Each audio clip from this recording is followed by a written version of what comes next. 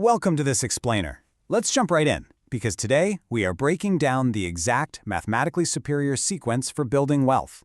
We're pulling straight from the ultimate playbook on how to strategically allocate your dollars, step by step, so you can avoid the incredibly expensive mistakes that most people make. Look, a lot of us just want to skip straight to the fun stuff, right? Picking the next hot stock, trying to time the market, all without doing the foundational work first. But getting this specific sequence right, it can literally save you tens of thousands of dollars over your lifetime.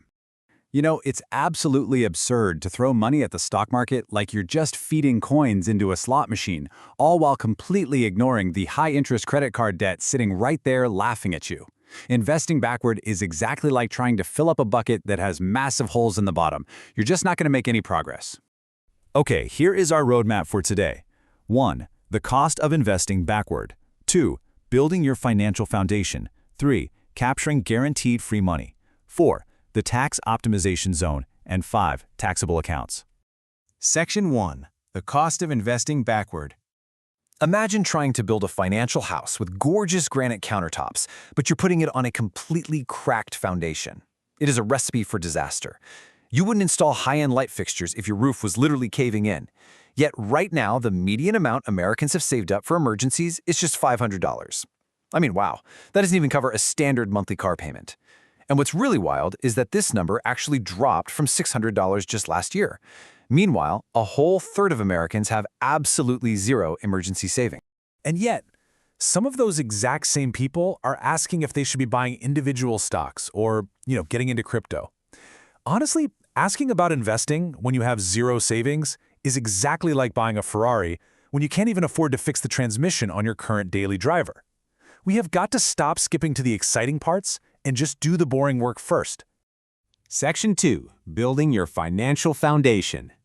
So we have to pour a solid foundation first to create a real psychological safety net. We always hear that broad advice to save 3 to 6 months of expenses, but let's be real, that is hugely overwhelming for most people. Instead, we're going to follow a super actionable step-by-step progression. Step 1, save your first $1,000 as quickly as possible just to handle those annoying minor emergencies. Step 2, build that up to 1 full month of living expenses. And then finally, step 3, push that out to 3 months. It breaks this massive goal down into totally manageable chunks. And having this buffer has a massive psychological impact. Recent research from Vanguard actually found that having just a $2,000 buffer boosted people's financial well-being scores by a whopping 21%. That was the single largest boost linked to any financial factor they measured. So $2,000 might not be life-changing money, but the peace of mind it buys you absolutely is. Okay, so once that psychological buffer is firmly in place, you have to target what can really only be described as financial cancer, credit card debt. Right now, credit cards are hitting people with an average interest rate of over 22%. Trying to carry that while you're investing is literally like trying to run a marathon with a heavy backpack full of rocks. That debt grows faster than almost any reasonable investment return you could ever expect to make. To drop that backpack of rocks, you've got to use the mathematically superior debt avalanche method. It's simple. You list all your debts, you pay the absolute bare minimums on everything, and then you take every single extra dollar you have and throw it at the debt with the highest interest rate, which is almost always the credit cards. Mathematically speaking, paying off 22% debt guarantees you a 22% return on your money. That is way better than Warren Buffett's long-term average. Section 3. Capturing guaranteed free money.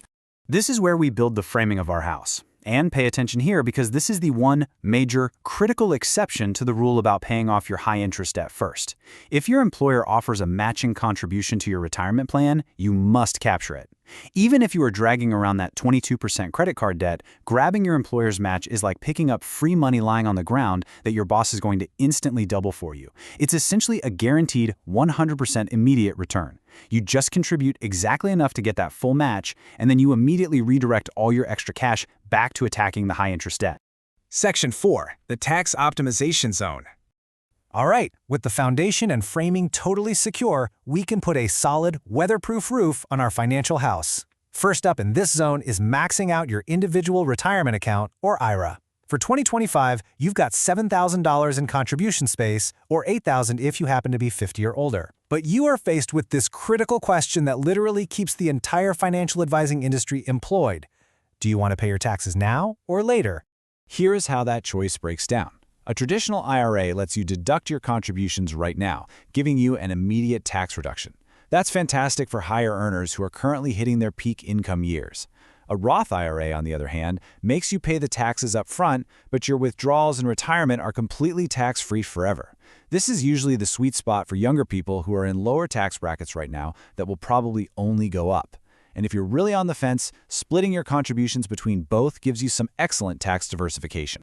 Now, if you have a high-deductible health plan, you get access to what is absolutely the Swiss Army knife of investment accounts, the Health Savings Account, or HSA.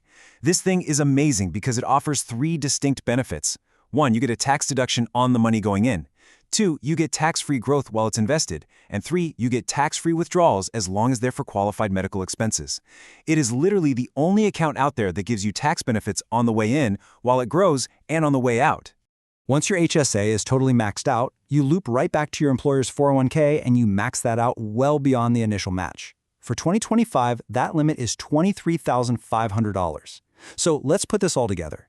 When you combine that 401k limit with your IRA and your HSA, you have the potential to shelter over $35,000 annually from current taxation. That is what allows serious money to compound for decades without government interference eating away at all your hard-earned growth. Section 5. Taxable accounts, the final step. Listen, if you've made it this far down the list, you are in the top 5% of savers in America.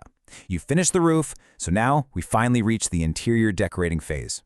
People love the Wild West flexibility of taxable accounts, right? There are no contribution limits, no withdrawal restrictions. But they totally forget about tax drag. In these accounts, every single dividend gets taxed. Every capital gain gets taxed. It is literally like trying to run a race while someone continuously throws sand in your shoes.